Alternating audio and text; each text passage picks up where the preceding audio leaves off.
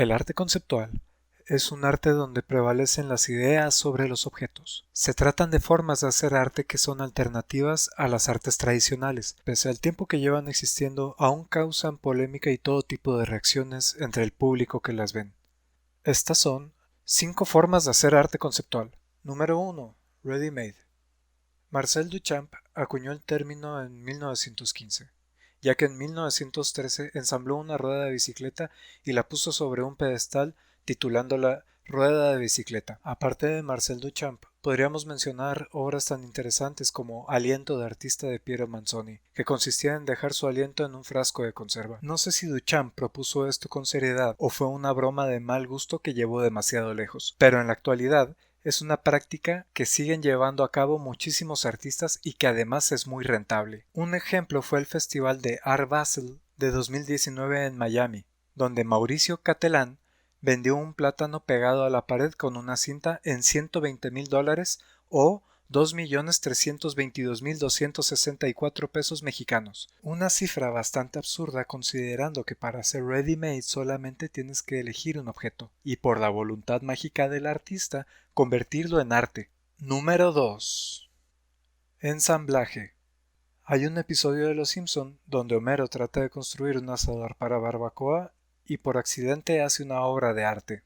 Esta práctica realmente existe y se llama ensamblaje. Otro personaje de la cultura pop que hace este tipo de obras es la cantante Miley Cyrus, pero la verdad de las pocas cosas que conozco no hay mucho que pueda resaltar sobre su trabajo. Aunque sea difícil de diferenciar arte bueno y arte malo en el ensamblaje, puesto que casi todos parecen objetos bastante cotidianos, pienso que hay artistas que hacen propuestas diferentes del resto y tienen un contenido que llama más la atención. Uno de estos artistas es Joseph Cornell, que estuvo cercano al surrealismo y que su obra principalmente era una especie de cajitas llenas de imaginación que parecen transportarte a otro universo.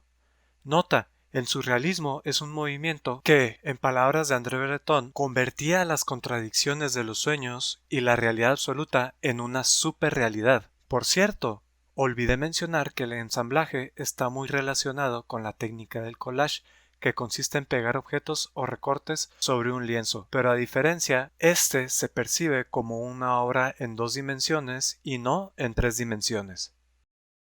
Número 3. Intervención y apropiación artística.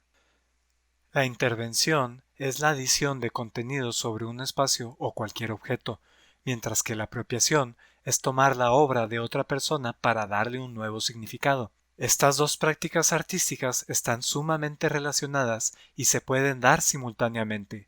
La intervención puede ir desde hacer un mural que no estaba contemplado por el arquitecto hasta modificar letreros de una ciudad para cambiar su significado. En la situación de crear un mural en un espacio es una apropiación, porque siembra el dilema de ¿la obra es de quien construyó el muro o de quien hizo el mural? Hay muchísimos ejemplos de artistas en todos los niveles que se han apropiado de obras de otras personas para hacer sus reinterpretaciones. Andy Warhol se apropió de latas de Campbell's, mientras que Picasso y Dalí les gustaba basarse en el pintor barroco Velázquez para hacer reinterpretaciones de sus obras.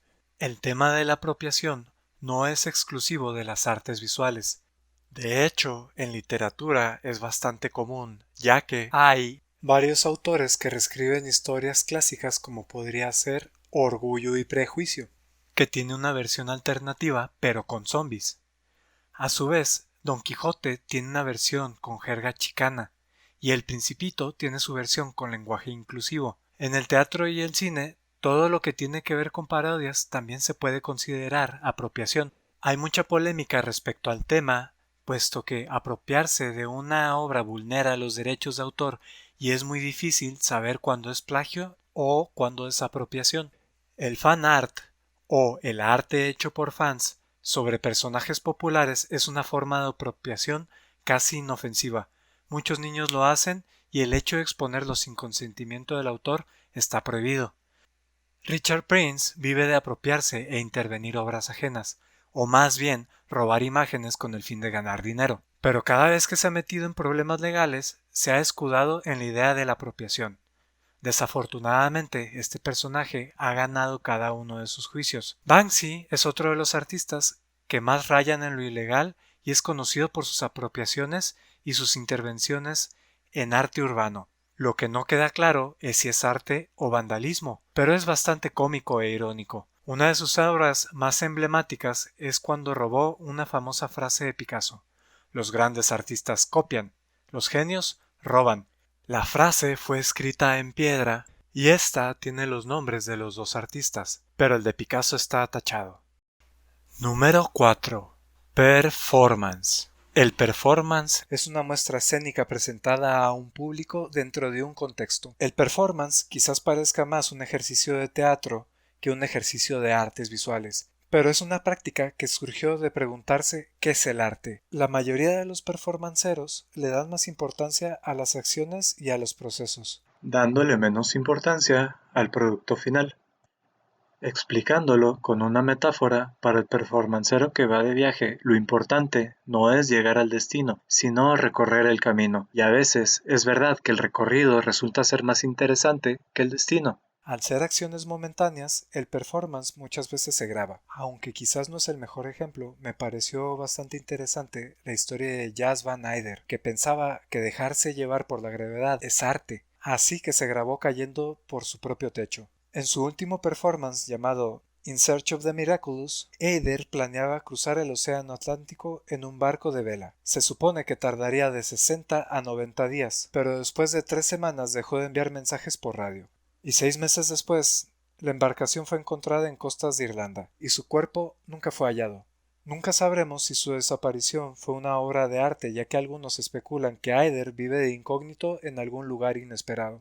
Algunos de los artistas y colectivos que son muy conocidos son el grupo Kutai, Yves Klein, Yoko Ono, Marina Abramovic, los accionistas vieneses, el colectivo The Other, el grupo de acción colectiva rusa.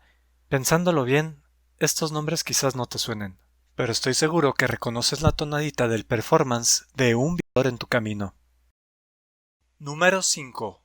Instalación. Una instalación artística es una intervención donde se modifica el espacio de exposición o ambiente. Es una obra efímera, es decir, es como una estrella fugaz, dura muy poco. Muchas instalaciones te permiten caminar en la obra e incluso te vuelven parte de la obra en sí misma. Cuando terminan las exposiciones, generalmente los objetos que estaban en el espacio se pierden para siempre, por lo que el objetivo primordial de este tipo de obras pudiera ser generar una experiencia estética. Es decir, que detona alguna reacción, reflexión, emoción o qué sé yo. A veces las reacciones inesperadas pueden ser parte de la obra de los artistas. En lo personal, la instalación es lo que más puedo disfrutar del arte contemporáneo. Y a pesar de que hay bastantes obras muy sosas, hay también artistas bastante impresionantes como Jason de Queires, que tiene una obra titulada The Rubicon, donde pone esculturas hiperrealistas en el fondo del mar. Lo malo es que para verlas supongo que tendré que aprender a bucear. Por nombrar a algunos de los artistas más conocidos de instalación, se pudieran mencionar a Yayoi Kusama y a Ai Weiwei, pero hay muchísimos. Si te gustó cualquiera de estas obras de arte conceptual, hay muchísimos museos, galerías, festivales, bienales y ferias de arte en las que se exponen este tipo de trabajos.